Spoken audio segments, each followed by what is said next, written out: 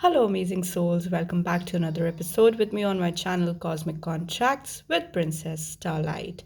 So, today, the White Dragons led me to this beautiful song. I discovered it, and it's by, let's see, Timeless Prayer by Andres, and the song is the chant of Atlantis. So I was just listening to it, and I will share what vision came through me. And I think this is going to help many people, especially if you are a Lemurian or Atlantis priest or priestess, oracle. If you have read the story of Delphi, and you must have seen this picture, a lady sitting on a stone, and she would be always surrounded by smoke, and she would be giving predictions. So she helped a lot of people in the community, in a community.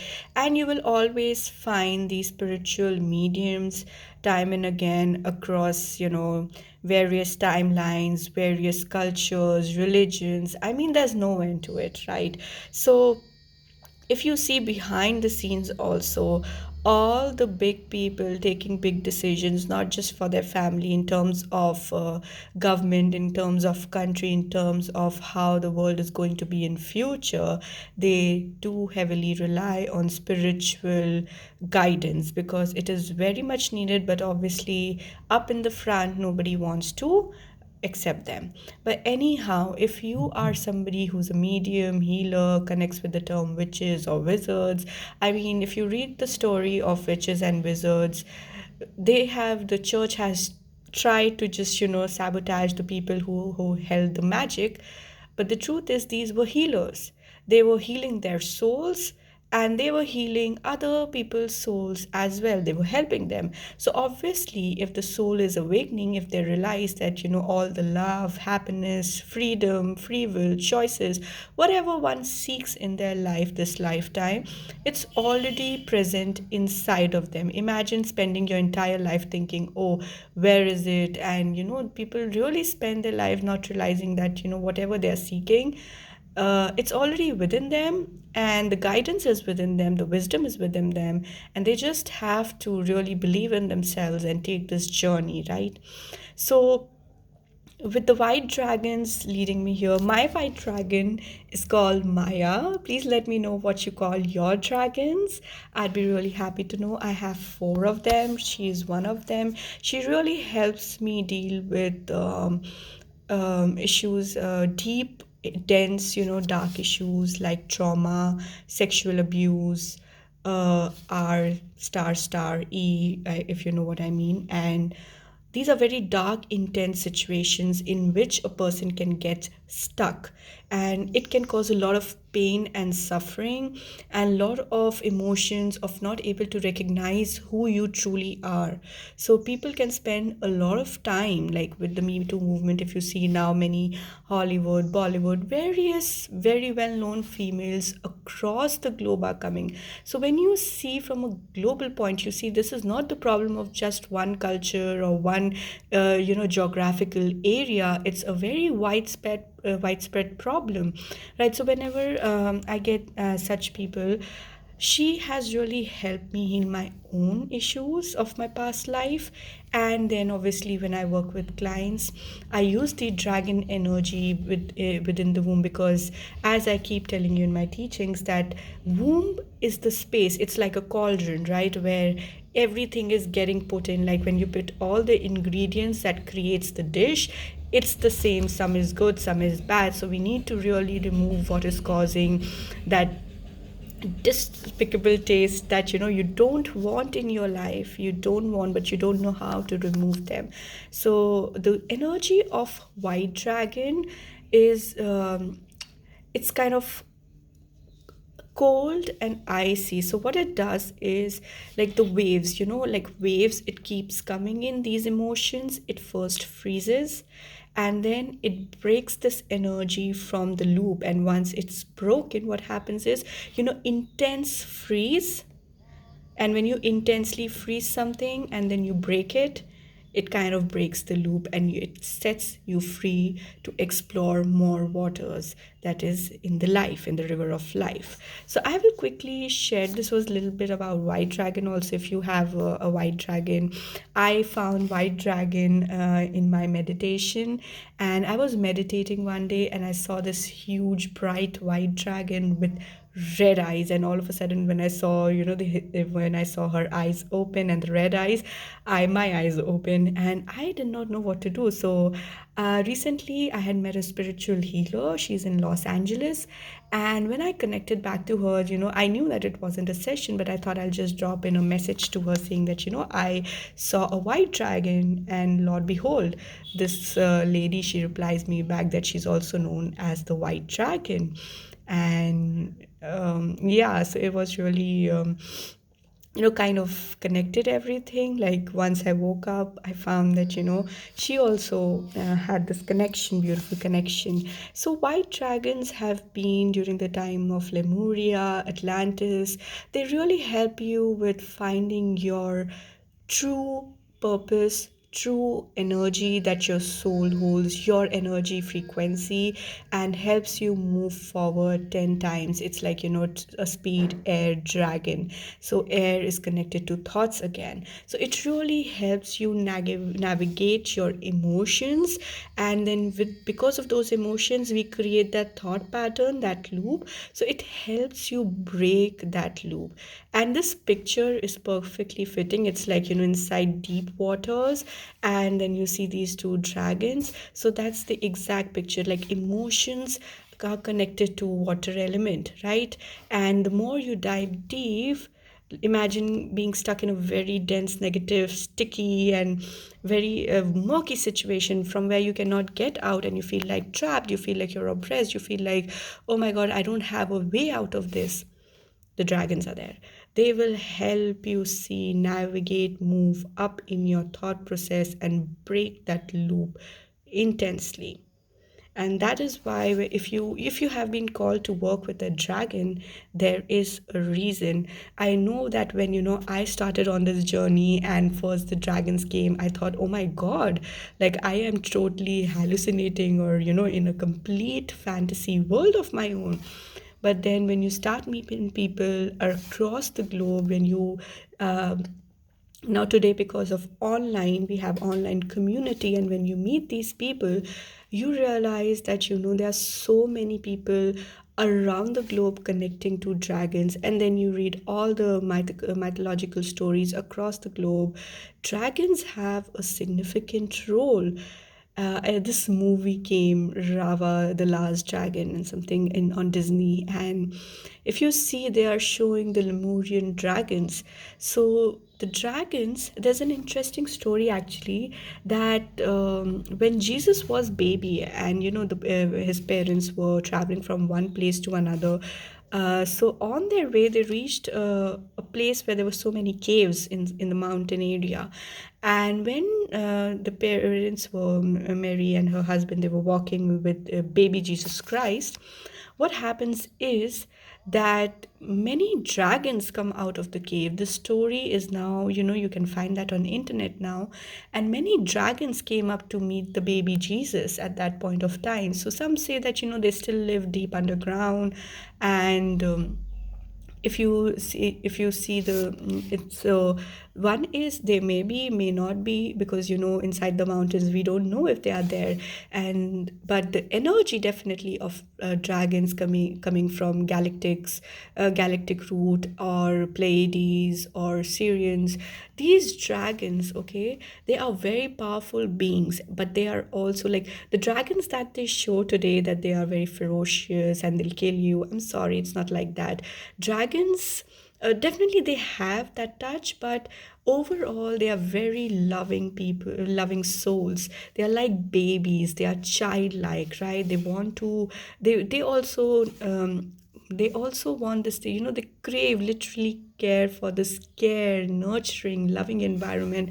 And I think this is applicable for every soul, whether you are in human form, whether you're in your plant form, animal form. If you see that nurturing is the food of soul, right? The nurturing love and care, all these things. So they are very, very loving beings. And the thing is, they choose us. We don't choose them, they choose us. So if they have come, that means you need to honor your dragon. Honor and respect is very important in this relationship, this loyalty that you build towards your dragons. And remember, they are very forgiving souls, very beautiful, divine, benevolent beings, and they're always there to help you. So this is a bit about my white dragon. If you have a dragon, definitely let me know. Now let's go to the vision that I got with this meditation, and applicable for all the energy workers, light workers, healers, witches, wizards, whatever you are. Maybe this vision is something that connects to you. So what I was seeing is that there's this girl, and I'm thinking this is my higher self showing me a memory or a picture of my past life. So there are pillars, and I think these are similar to the ones that you find in Greece, Rome, and it's like a altar surrounding. And then there are very huge statues of figures, and I can just see the feet actually. I just see the feet. They are very huge feet, and on top it's just very bright light. So I cannot see the above face, but because I'm sure because it's of height or something. I'm not sure, but I think this my higher self that is showing this girl. I think this is me, and after coming from some forest area with some time in spent with the trees, she comes and now she's cleaning the feet with water, and then she's putting flowers and burning some incense. And then after clearing, what I see is that then more, as she turns, some more women come and they take the altar. So now there are more women in white. They take the altar, and they, I saw three, but there can be more, I'm not sure. And then there are few here. There's like another small altar where she joins. Okay, she comes here to this one, and there are few more over here, and all are women, by the way. So some come here, and then there are others standing here. So I'm thinking these are the light students. Remember, in Atlantis, the humans community lived outside, and inside the temple the children of light lived. So the children of light were supposed to be healers. That's how they were appointed, right? Children of light. So these were the light healers, and their school. So this temple is actually a school. So I'm thinking these are star mothers. Let's make the star over here. So I am thinking these are the star mothers, and we worship the star mothers for the divine feminine healing. And because once the divine feminine starts to heal, starts to empower, the divine masculine also nurtures because of the divine feminine's power, and it brings out the best action to physically manifest what is desired in this 3D world. All right, so last video I covered about 369, and I told about how it's the doorway to the dimensions, and how you have to be in the third dimension to create anything, to transform, and to bring the knowledge and wisdom from the God self that is I am that I am. If you do the Rosicrucian teachings or the Knight Templar or Ascended Masters, you will find that I am teaching is present across. Like even Moses on top of the mountain said, I am that I am, right? So what I'm seeing is, okay, so she goes here. So I'm thinking these are like the main priestesses or something, and then these are the ones that have gained some experience, and they can be taken as teachers, and they are wearing these white hoods on them. And then there are many more, and this entire temple has this oval shaped structure inside. This is in the inside. And then they are doing some prayers or something, some chanting. And then they so I'm thinking they are offering their worship, their prayers to the divine mothers, the star mothers. And then after this they segregate. Now out of these women who are here in these altars, what I see is after this, so let's take here. Okay, so here, this structure where we are worshipping, then this altar, and then this altar, and this oval structure. So this is the inner sanctum, I would say, inner sanctum of the temple, where the priestesses would offer their prayers and learn. So I think this is also a school. And then I see the pentagon, in a pentagon structure, pentagon or pentagon, I'm not sure, sorry. Okay, so it's kind of this structure. I hope I'm drawing this right. Yeah, something like this. So the temple is inside, and here is the structure. And now what I see is on the corners of this 1, 2, 3, 4, 5, 6, okay, maybe 6, whatever. So in the pentagon, what I'm seeing is this kind of structure. This is like a balcony, a very huge balcony. Now do not go on the diagram, okay? I'm just trying to just give you a picture of what I'm seeing. And then here, these people, these priestesses, or these temple students, I'm not sure, I'm guessing these are the priestesses or high priestesses. They sit here on the balcony, and then I see the crowd over here. Okay, so all crowds are here, and through the balcony they are healing. They're offering their healing services to the public, to the human souls. Remember, the human community was different back then, and the children of light were different. Okay, and they are giving their healing, and all these psychic healing, clairvoyance, clairsentient, all these things. So what I'm being shown is now is that what they are like a pillar of light. All of these are like pillar of light.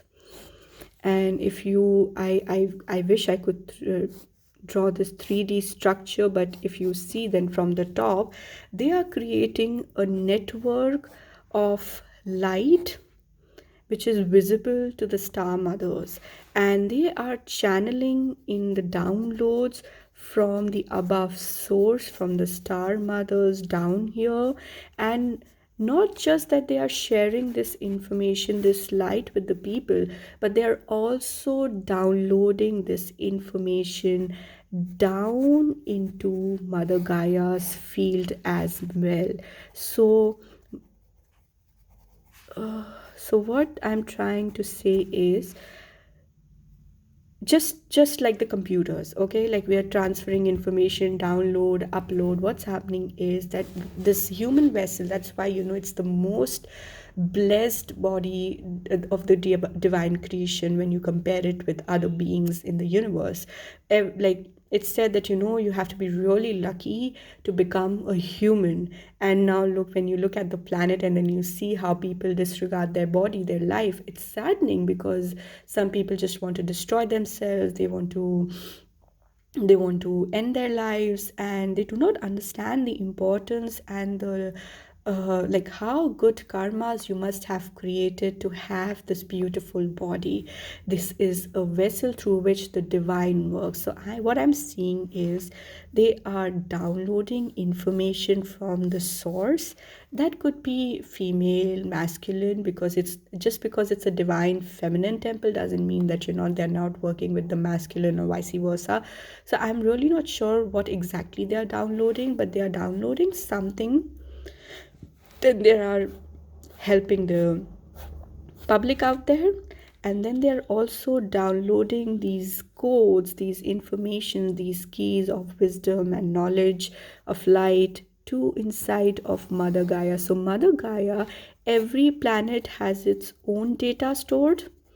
in terms of light codes. So this planet has its own data stored inside of Mother Gaia, and all these codes have been stored here. And now, no matter how much time has gone by, no matter how much time has gone by, these codes are still stored in the core of Mother Gaia. So, as more and more light workers, priestess, high priestess, and all those who were connected during this time period will be able to, when called, obviously you will be able to access that. I have told again that, if you feel connected to Lemuria. Now, in Lemuria, you only came specifically one time. If some, maybe a couple of times, but mostly all the souls that came to Lemuria came for one time, because these were the souls. This is the period, you can imagine a period in which there are schools teaching about energy healing, about universe, and how to work with the source energy and everything. So the star mothers from the Pleiades, star mothers from the Pleiades came down here. So they were like the principals, and all these advanced souls, if you feel connected to Lemuria, right? So these advanced souls who have done their work on Sirius A, B, starting from Pleiades or Arcturians or Lyrans, but all these souls who are learning about energy and moving from one planet to another, one galaxy to another, learning new things, because every civilization across multiple galaxies and universes have so much to offer, right, about universe and how the universe energy works. So here only those souls would incarnate, and they would learn directly under the star mothers. And you don't have to worry about whether you're, oh, like you don't remember anything and you've forgotten, because once, it's not like all of a sudden you're going to remember everything, but on the divine timing, whatever is needed will be shown to you. And this is an entire journey that we have to take, all of us have to take. So with time moving forward, more and more will be known to you whenever you came here as a human. So we have lived in this human existence for a very long time, right? So it will take some time to finally completely root yourself into your galactic heritage. So that timeline you cannot push, otherwise it's like, taking a lot of shock energy, just like lightning hitting you, and then you know what's going to happen. So you have to slowly uplift your energy and ground yourself back into your galactic roots, and then only you will start remembering. So do not push yourself, as I keep telling many people. So one is Lemuria, the other is Atlantis. It was more of masculine. So Atlantis was more of the spiritual nature. Atlantis was more of tech and masculine energy nature, but that doesn't mean that you could not come here and incarnate. This is like a civilization for galactic people, right? And then from Atlantis we move to Egypt, and from here we go to many other civilizations, coming to Aryans, and now the Aryans moving from Europe to all across the Asian, and most of the Indian people, the Hindus so-called, they are coming from the Aryan race. So the Vedas and everything, which we say it belongs to Hindus, no, it's not a religion. It's about the scientific teachings, and it's coming from the Aryans. And then I don't know how many civilizations in between, but everything is connected back and back and back. And I'm sure there would be something before this. It's just like, they go across galaxies and planets and creating schools, leaving information. We still don't know how, this information is getting stored in the planet and how it's there. But if you look at the quartz stone, right, the quartz stone that's used in our in the watches, there's literally literally this company called quartz, right? So quartz, and these chips are made of the stones that are found inside of planet Earth. So these chips are today used to hold a lot of information. They're storing data. Now the chips that we put are in our phones or in the technology to store data is all coming from that stone. So advanced souls, these elite people have always known this, and slowly they are uh, just drop by drop they are trying to drop these things for the public, but they're not right now giving you everything. They're not giving us everything right now. So these stones are storing a lot of information. If you have seen this movie Superman, where this guy has these crystal they're long stones, and in the end, his girlfriend, she throws them away or something happens, but and these stones are like really powerful stones. They hold a lot of information or something, right? So they have to put it in some motherboard or something. There's like a keyboard, and they put it there, and I'm sorry, I'm not explaining it properly, but that's the function of the stone, quartz stone. So that's how these stones are embedded inside of not just this planet, but every planet has like this data structure where these the data of whatever happened from the beginning till the end will be stored. And once the planet life is over, all this data, how it's getting transformed, obviously I don't know that much level, but it's definitely getting transferred to some other density, some other planet, or some other source, right? So it's a very different this is my view of how information is moving. But if we hold the information, so does Mother Gaia, and it's still there. So I'm thinking these star beings, they would come here and they will help with the planet, leave information, and when souls with the same energetic imprint would come back, they would be able to download. So it's like, you if you see these AI robots, like data that was in the series called Commander Data from Star Trek, right? So he holds a lot of information, though he is AI, but just imagine that we are like the AIs of the divine creation. Where we go, whatever is needed is all automatically, it's already stored in us, and if we need more, then we download it from the planet on which we arrive. This is what the light workers are. Light workers are already coming with the light workers. What are light workers? They're already beings coming with the light energy, and they work energy, wisdom, knowledge, whatever is needed. They're already coming with those seeds, and if they need and their task is to activate those seeds that are stored within them, then also to download more information from up and download again to Mother Gaia, and also upload. So these are like, divine. We are like, the human vessel is like a divine AI, if you would like to put it that way. Like humans are creating robots, the divine has created us to go and download and upload information from planet and help the consciousness of that planet, so that it can affect a lot of people at large. That's the goal. So I hope, so this was the vision that was shown to me. Then this is the last vision which I'll show you. I can't share much, but I'll just share that, sitting on the chair, what I'm seeing is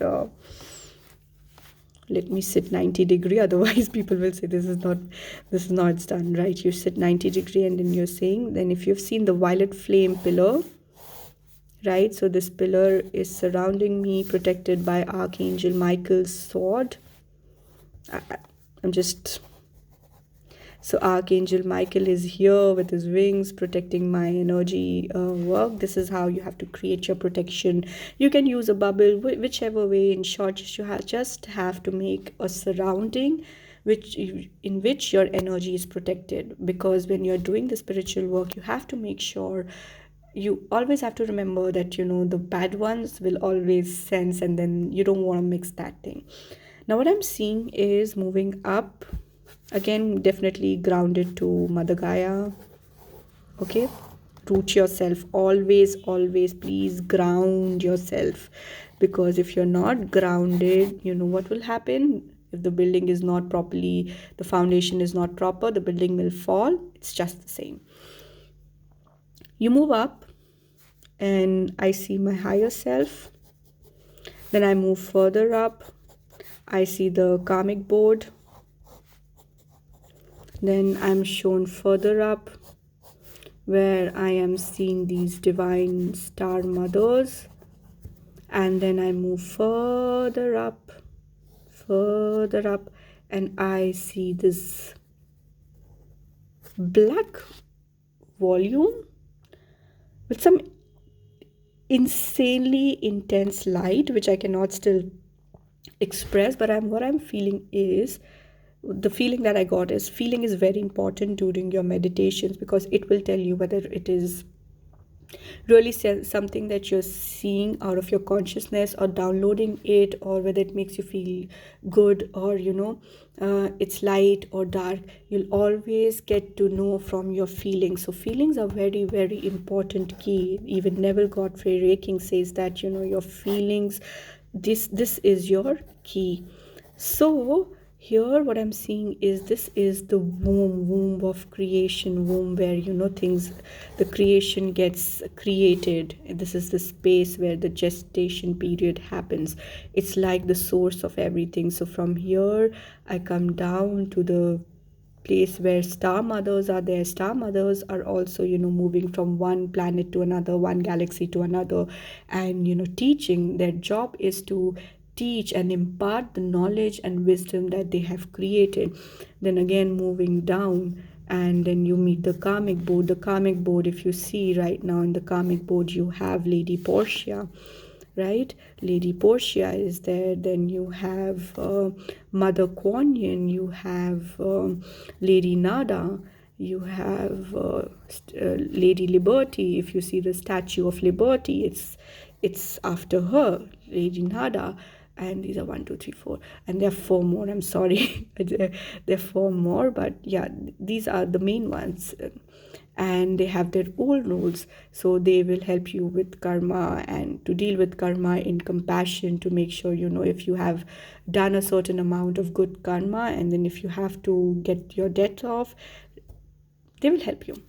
And then I see back again my higher self, that is also sending me a lot of love and nurturing energy. Then finally coming back into myself, and then what I see is Mother Gaia as well. Because I know that till I wasn't awakened, I used to feel completely like I just don't belong here. This feeling of feeling intensely lonely, depressive, like you're here for some purpose, but anything that you're doing right from your childhood to your adulthood, it just made you feel that oh my god, like something is terribly wrong. And you always found yourself in situations you felt extremely lonely. Even when I was surrounded by my loved ones, right, I just couldn't connect. So it was a very bad feeling, like you are somebody, you are there, but you weren't supposed to be there. It's a very, very weird feeling that I cannot explain. And then I think during those periods, unknowingly, Mother Gaia, she really helped me. She really helped me, and wherever I traveled across the planet, she really gave me the best housing, best food. So when I look at her, like, I did not know back then, now I know that whatever I have, I used to feel like I don't have any home, I'm lonely, I'm abandoned.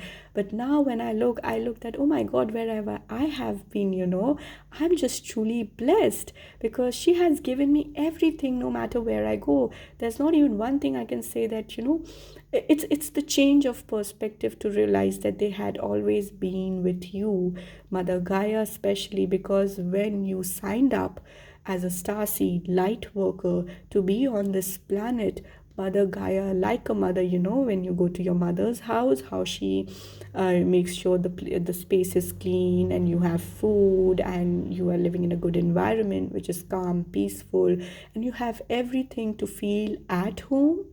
This is exactly what Mother Gaia did for all of us. And this feeling just makes me so happy right now, that to even know that without knowing, we don't see them, but they have already made the contract to be not just a good hostess, but a mother in the form of hostess, and make sure you are loved and nurtured as her own children. She was not going to discriminate. So I really loved this feeling that I got from this entire meditation channeling that I did. I hope this information and these feelings that I shared with you about Mother Gaia and the star mothers and the cosmic divine womb, about Atlantis, Lemuria, or working in the inner sanctuary of the temple of divine. You might be you might be the child of light, right? So I hope this helped you. With lots of love and light, Princess Starlight.